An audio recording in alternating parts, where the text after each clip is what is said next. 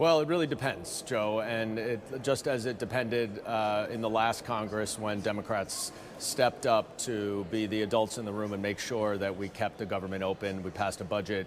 We provided much-needed supplemental security assistance to our Democratic allies around the world. There will be a thin majority, probably less than what it was in the last Congress. And it really depends on which way this Republican Party wants to go. I am encouraged to hear Speaker Johnson say that it will be a policy-oriented Congress. Donald Trump's Project 2025 and some of his initial nominations for cabinet posts reflect an unserious, non-policy-oriented approach. And that will really determine what Democrats are going to do. If Donald Trump is going to try to dismantle our democracy for his own personal retribution and personal gain, he will not find any cooperation from Democrats. If he wants to focus on policy and fixing the border, addressing our economy, he very well may have partners in the Democratic Party. But it really is on them to figure out which path they want to go. We had Kevin Roberts in a couple of days ago, the head of the Heritage Foundation and one of the forces behind Project 2025, which you just mentioned. He's someone who's trying to get back in from the cold, it seems. And, you know, the Trump camp disavowed much of that plan. When you talk about dismantling democracy, are you talking about Schedule F or some of these other ideas in 2025? Just what should our audience know that you're referring to? Because I haven't seen any sort of real proposal on that front yet. Yeah, I mean, I think it's a combination of things, Joe. Schedule F, which for those who don't understand, would allow career expert government employees to be fired at will and potentially replaced by political loyalists who are unqualified and incapable of actually running the day-to-day government. What that will do, and we've seen it a little bit from the nominations of Tulsi Gabbard and Pete Hegseth and Matt Gaetz, is it will turn these executive branch agencies into political arms of Donald Trump. And that will undermine our national security. That will weaponize the Department of Justice to go after Trump's enemies and allies. Matt Gaetz will execute that to Donald Trump's wishes.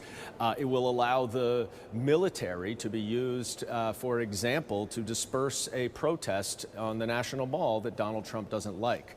And it will really undermine our intelligence community if Tulsi Gabbard, who has very untoward relationships with Assad and Putin, oversees our intelligence community. So that's a big part of it. But we're also talking about getting rid of the Department of Education. We are talking about yanking certification for mifepristone, medication abortion. We are talking about rolling back all of the incentives and subsidies for renewable energy. And the list goes on and on and on. Those are more policy decisions, but combined with Donald Trump's personal revenge tour and his authoritarian rhetoric, there's a real danger that the basic foundations of our government are going to be destroyed. Well, it brings us to our resolution. And I do want to just say, I realize that you have concerns, Congressman, but we haven't seen any formal proposals on that front. He's not in office yet. We're ready for whatever happens. But you're up with a resolution to make sure that he only serves one more term. This is something that you're introducing today in this session of Congress. Mr. Goldman of New York, I'm looking at it in front of me here, submitted the following. Referred to the committee, resolution reaffirming the validity and applicability of the 22nd Amendment. Whereas President-elect Donald Trump told Republican members of the House on November 13, quote, "I suspect I won't be running again unless you say he's so good. We've got to figure something else out," unquote. Now, a lot of people thought that was a joke, Congressman. You took it seriously enough to draft this. Reaffirming the 22nd Amendment applies to 2 terms in the aggregate as President of the United States. This is already in the Constitution. What makes you think you have to do this? Well, I've been following Donald Trump very closely for the last 5 years, Joe. As you know, I was the lead counsel on his first impeachment investigation. And I know how he operates. And how he operates is by floating trial balloons that he often claims are jokes. But he's very serious about it. And he's been talking about staying on past this next term for years. He's made numerous references to it. And the way that he operates is that things start as a joke, then they become normalized, and then he tries to do them. And so this is simply just to call on Congress to reaffirm that the 22nd Amendment, as it clearly states, applies to Donald Trump and non-consecutive terms, 2 terms in the aggregate. It is plainly written in the Constitution, but there is enough talk about it from Donald Trump, from others who support him. Lauren Boebert made a reference to it last week. There's enough talk about it that it is imperative that we very immediately and very clearly stand up and say, this is what the Constitution says. Republicans in Congress, are you for the Constitution or are you against the Constitution? It should be very easy for them because it is very simply what the Constitution says. But unfortunately, if Donald Trump does not believe in the Constitution, all too often Republicans in Congress go along with them. And if that is the case for the next 4 years, our Constitution will be sorely undermined.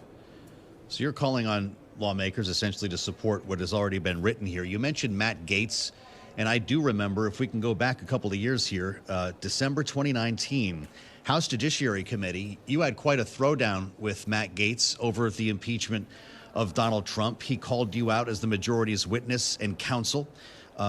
In addition to being a Democratic donor, I'm looking at a news release that Matt Gaetz's office kicked out that very day as they describe you as frequently attacking the president on Twitter.